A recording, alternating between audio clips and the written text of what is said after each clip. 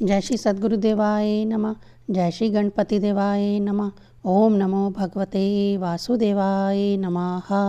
श्रीमद्भागवत महापुराण अष्टम स्कंद 24वां अध्याय। भगवान के मत्स्य अवतार की कथा। राजा परीक्षित ने पूछा, भगवान के कर्म बड़े अद्भुत हैं। उन्होंने एक बार अपनी योग माया से मत्स्य अवतार धारण करके बड़ी सुंदर लीला की थी। मैं उनके उसी आदि अवतार की कथा सुनना चाहता हूँ। भगवान मत्स्य योनि एक तो यूं ही लोक निंदित है, दूसरे तमोगुणी और असहाय पर तंत्रता से युक्त भी है। सर्वशक्तिमान होने पर भी भगवान ने कर्म बंधन में बंधे हुए जीव की तरह यह मत्स्य का रूप क्यों धारण किया। भगवान महात्माओं के कीर्तनीय भगवान का चरित्र समस्त प्राणियों को सुख देने वाला है। आप कृपा करके उनकी वह सब लीला हमारे सामने पूर्ण रूप से वर्णन कीजिए। सूत जी कहते हैं, शौनक आदि ऋषियों, जब राजा परीक्षित ने भगवान श्री शुकदेव जी से यह प्रश्न किया, तब उन्होंने विष्णु भगवान का वह यह चरित्र जो उन्होंने मत्स्य अवतार धारण करके किया था वर्णन किया। श्री शुकदेव जी ने कहते हैं, परीक्षित, यूँ तो भगवान सबके एकमात्र प्रभु हैं, फिर भी वे गो, ब्राह्मण, देवता, साधु, वेद, धर्म और अर्थ की रक्षा के लिए शरीर धारण किया करते हैं। वह सर्वशक्तिमान प्रभु वायु की तरह नीचे ऊंचे छोटे बड़े सभी प्राणियों में अंतर्यामी रूप से लीला करते रहते हैं, परंतु उन प्राणियों के बुद्धिगत गुणों से वे छोटे बड़े या ऊंचे नीचे नहीं हो जाते, क्योंकि वे वास्तव में समस्त प्राकृत गुणों से रहित निर्गुण हैं। परीक्षित, पिछले कल्प के अंत में ब्रह्मा जी के सो जाने के कारण भारे नामक नैमित्तिक प्रलय हुआ था। उस समय भूलोक के आदि सारे लोक समुद्र में डूब गए थे। प्रलय काल आ जाने के कारण ब्रह्मा जी की नींद आ रही थी। वह सोना चाहते थे। उसी समय वेद उनके मुख से निकल पड़े और उनके पास ही रहने वाले ही ग्रीव नामक बलि दैत्य ने उन्हें योग बल से चुरा लिया। सर्वशक्तिमान भगवान श्री हरि ने दानवराज ही ग्रीव की यह चेष्टा जान ली, इसीलिए उन्होंने मत्स्य अवतार ग्रहण किया। परीक्षित, उस समय सत्यव्रत नाम के एक बड़े उदार एवं भगवत परायण राजऋषि केवल जल पीकर तपस्या कर रहे थे। वही सत्यव्रत वर्तमान महाकल्प में विवस्वान के पुत्र श्राद्ध देव के नाम से विख्यात हुए और उन्हें भगवान के विवस्वत मनु बना दिया। एक दिन वे राजऋषि कृतमाला नदी में जल से तर्पण कर रहे थे। उसी समय उनकी अंजलि के जल में एक छोटी सी मछली आ गई।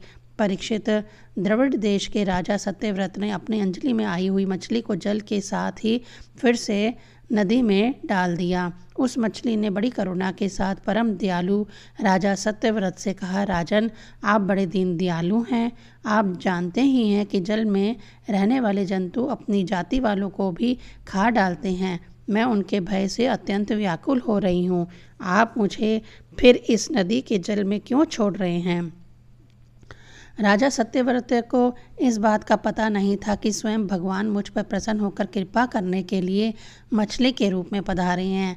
इसीलिए उन्होंने उस मछली की रक्षा का मन ही मन संकल्प किया।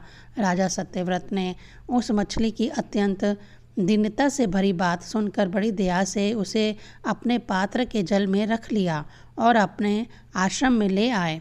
आश्रम पे आने के बाद एक रात में ही वह मछली उस कमंडल में इतनी बढ़ गई कि उसमें उसके रहने का स्थान ही ना रहा। उस समय मछली ने राजा से कहा, अब तो मैं इस कमंडल में भी कष्टपूर्वक भी नहीं रह सकती, अतः मेरे लिए कोई बड़ा सा स्थान नियत कर दें जहाँ मैं सुखपूर्वक रह सकूं। राजा सत्यव्रत ने मछली को कमंडल से निकाल कर एक बहुत बड़े पानी के मटके में रख दिया, परंतु वहां डालने पर भी वह मछली 2 ही घड़ी में 3 हाथ बढ़ गई। फिर उसने राजा सत्यव्रत से कहा, राजन, अब यह मटका भी मेरे लिए पर्याप्त नहीं है, इसमें मैं सुखपूर्वक नहीं रह सकती। मैं तुम्हारी शरण में हूँ, इसीलिए मेरे रहने योग्य कोई बड़ा सा स्थान मुझे दो। परीक्षित, सत्यव्रत ने वहाँ से उस मछली को उठाकर एक सरोवर में डाल दिया, परंतु वह थोड़ी ही देर में इतनी बढ़ गई कि उसने एक महामत्स्य का आकार धारण कर उस सरोवर के जल को घेर लिया और कहा, राजन, मैं जलचर प्राणी हूँ। इस सरोवर का जल भी मेरे सुखपूर्वक रहने के लिए पर्याप्त नहीं है, इसलिए आप मेरी रक्षा कीजिए और मुझे किसी अगाध सरोवर में रख दीजिए। मत्स्य भगवान के इस प्रकार कहने पर वह एक एक करके उन्हें कई अटूट जल वाले सरोवर में ले गए, परंतु जितना बड़ा सरोवर होता उतने ही बड़े वह बन जाते। अंत में उन्होंने उन लीला मत्स्य को समुद्र में छोड़ दिया। समुद्र में डालते समय मत्स्य भगवान ने सत्यव्रत से कहा, वीर, समुद्र में बड़े बड़े बलि, मगर आदि रहते हैं, वह मुझे खा जाएंगे, इसलिए आप मुझे समुद्र के जल में मत छोड़िए। मत्स्य भगवान की यह मधुर वाणी सुनकर राजा सत्यव्रत मोहमुग्ध हो गए। उन्होंने कहा, मत्स्य का रूप धारण करके मुझे मोहित करने वाले आप कौन हैं? आपने एक ही दिन में 400 कोस के विस्तार का सरोवर घेर लिया। आज तक ऐसी शक्ति रखने वाला जलचर जीव तो मैंने ना कभी देखा है और ना ही सुना ही था। अवश्य ही आप साक्षात सर्वशक्तिमान, सर्वं अंतर्यामी, अविनाशी श्री हरि हैं।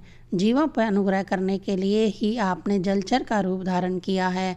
पुरुषोत्तम, आप जगत की उत्पत्ति, स्थिति और प्रलय के स्वामी हैं। आपको मैं नमस्कार करता हूँ। प्रभु, आप शरणागत भक्तों के लिए आप ही आत्मा और आश्रय हैं। यद्यपि आपके सभी लीलावतार प्राणियों के अभ्युदय के लिए ही होते हैं, तथापि मैं ये जानना चाहता हूँ कि आपने यह रूप किस उद्देश्य से ग्रहण किया है। कमल नयन प्रभु, जैसे देह आदि अनात्मक पदार्थों में अपनेपन का अभिमान करने वाले संसारी पुरुषों का आश्रय व्यर्थ होता है, उस प्रकार आपके चरणों की शरण तो प्रभु हो ही नहीं सकती, क्योंकि आप सबके अहेतुक प्रेमी, परम प्रियतम और आत्मा है। आपने इस समय जो रूप धारण करके हमें दर्शन दिया है, यह बड़ा ही अद्भुत है। श्री सुखदेव जी कहते हैं, परीक्षित, भगवान अपने अनन्य प्रेमी भक्तों पर अत्यंत प्रेम करते हैं। जब जगतपति मत्स्य भगवान ने अपने प्यारे भक्त राज ऋषि सत्यव्रत की यह प्रार्थना सुनी, तो उनका प्रिय और हित करने के लिए, साथ ही कल्पांत के प्रलयकालीन समुद्र में विहार करने के लिए उनसे कहा। श्री भगवान ने कहा, सत्यव्रत, आज से 7वें दिन भूरलोक आदि तीनों लोक प्रलय के समुद्र में डूब जाएंगे। उस समय जब तीनों लोक प्रलय काल की जल राशि में डूबने लगेंगे, तब मेरी प्रेरणा से तुम्हारे पास एक बहुत बड़ी नौका आएगी। उस समय तुम समस्त प्राणियों के सूक्ष्म शरीर को लेकर सप्तऋषियों के साथ उस नौका पर चढ़ जाना और समस्त धान्य तथा छोटे बड़े अन्य प्रकार के बीजों को साथ रख लेना।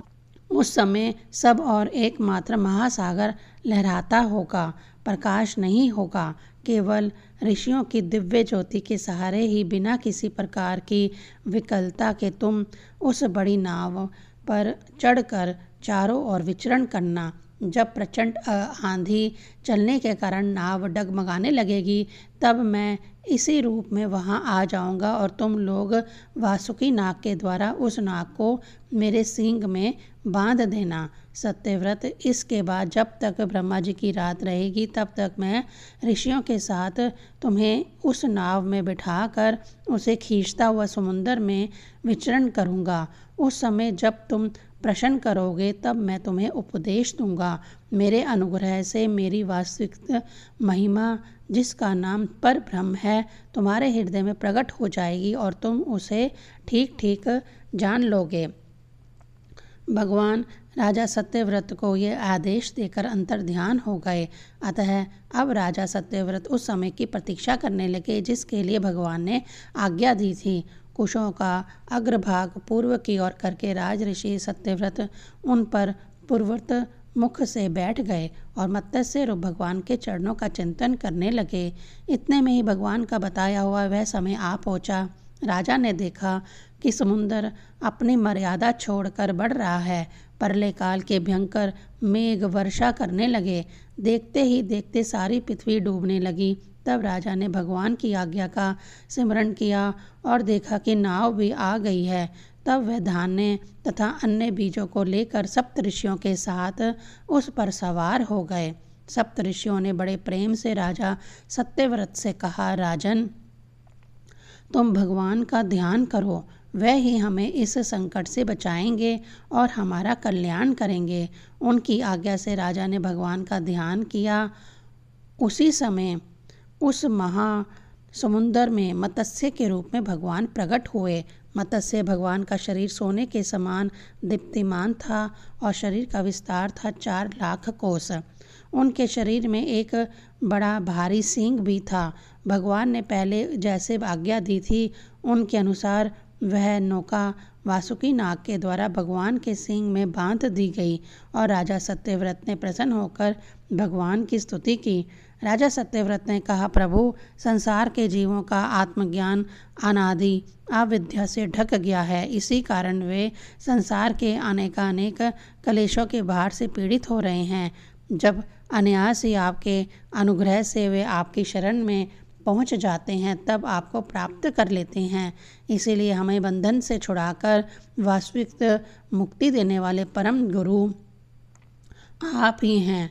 यह जीव अज्ञानी है, अपने ही कर्मों से बंधा हुआ है।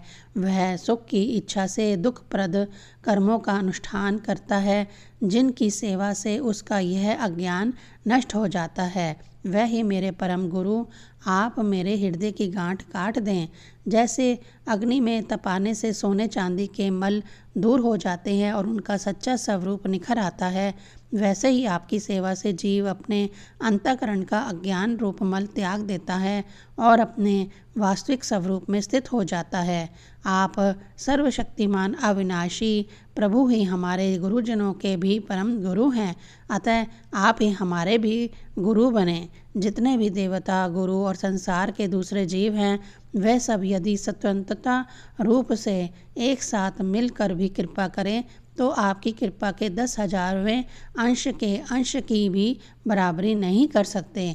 प्रभु, आप ही सर्वशक्तिमान हैं, मैं आपकी शरण ग्रहण करता हूँ। जैसे कोई अंधा अंधे को ही अपना पथ प्रदर्शक बना ले, वैसे ही अज्ञानी जीव अज्ञानी को ही अपना गुरु बनाता है। आप सूर्य के समान स्वयं प्रकाश और समस्त इंद्रियों के प्रेरक हैं। आप आत्म तत्व के जिज्ञासु आपको ही गुरु के रूप में वर्ण करते हैं। अज्ञानी मनुष्य अज्ञानियों को ही जिस ज्ञान का उपदेश करता है वह तो अज्ञान ही है। उसके द्वारा संसार रूप घोर अंधकार की अधिकाधिक प्राप्ति होती है, परंतु आप तो उस अविनाशी और अमोघ ज्ञान का उपदेश करते हैं जिससे मनुष्य अनायास ही अपने वास्तविक स्वरूप को प्राप्त कर लेता है। आप सारे लोक के सुहृद, प्रियतम, ईश्वर और आत्मा हैं। गुरु उसके द्वारा प्राप्त होने वाला ज्ञान और अभीष्ट की सिद्धि भी आपका ही स्वरूप है। आप फिर भी कामनाओं के बंधन में जकड़े जाकर लोग अंधे हो रहे हैं। उन्हें इस बात का पता भी नहीं है कि आप उनके हृदय में ही विराजमान हैं। आप देवताओं के भी आराध्य देव, परम पूजनीय परमेश्वर हैं। मैं आपसे ज्ञान प्राप्त करने के लिए आपकी शरण में आया हूँ। भगवान, आप परमार्थ को प्रकाशित करने वाली अपनी वाणी के द्वारा मेरे हृदय की ग्रंथि काट डालिए और अपने स्वरूप को प्रकाशित कीजिए। श्री सुखदेव जी कहते हैं, परीक्षित, जब राजा सत्यव्रत ने इस प्रकार प्रार्थना की तब मत्स्य रूपधारी पुरुषोत्तम भगवान ने प्रलय के समुद्र में विहार करते हुए उन्हें आत्म तत्व का उपदेश किया। भगवान ने राजऋषि सत्यव्रत को अपने स्वरूप के संपूर्ण रहस्य का वर्णन करते हुए ज्ञान, भक्ति और कर्म योग से परिपूर्ण दिव्य पुराण का उपदेश किया, जिसको मत्स्य पुराण कहते हैं। सत्यव्रत ने ऋषियों के साथ नाव में बैठे हुए ही संदेह रहित होकर भगवान के द्वारा उपदृष्ट सनातन ब्रह्म स्वरूप आत्म तत्व का श्रवण किया। इसके बाद जब पिछले प्रलय का अंत हो गया और ब्रह्मा जी की नींद टूटी, तब भगवान ने ही ग्रीव असुर को मारकर उससे वेद छीन लिया और ब्रह्मा जी को दे दिया। भगवान की कृपा से राजा सत्यव्रत ज्ञान और विज्ञान से संयुक्त होकर इस कल्प में व्यवस्थित मनु हुए। अपनी योग माया से मत्स्य रूप धारण करने वाले भगवान विष्णु और राजऋषि सत्यव्रत का यह संवाद एवं श्रेष्ठ आख्यान सुनकर मनुष्य सब प्रकार के पापों से मुक्त हो जाता है। जो मनुष्य भगवान के इस अवतार का प्रतिदिन कीर्तन करता है उसके सारे संकल्प सिद्ध हो जाते हैं और उसे परम गति की प्राप्ति होती है। प्रलयकालीन समुद्र में जब ब्रह्मा जी सो रह गए थे, उनकी सृष्टि शक्ति लुप्त हो चुकी थी। उस समय उनके मुख से निकली हुई श्रुतियों को चुराकर ही ग्रीवदानव पताल में ले गया था। भगवान ने उसे मारकर वे श्रुतियाँ ब्रह्मा जी को लौटा दी एवं सत्यव्रत तथा सप्तऋषियों को ब्रह्म तत्व का उपदेश किया। उन समस्त जगत के परम कारण लीला मत्स्य भगवान को मैं नमस्कार करता हूँ। 24वां अध्याय संपूर्ण। इति अष्टम स्कंद संपूर्ण। हरि ओम तत्सत। ओम नमो भगवते वासुदेवाय नमः।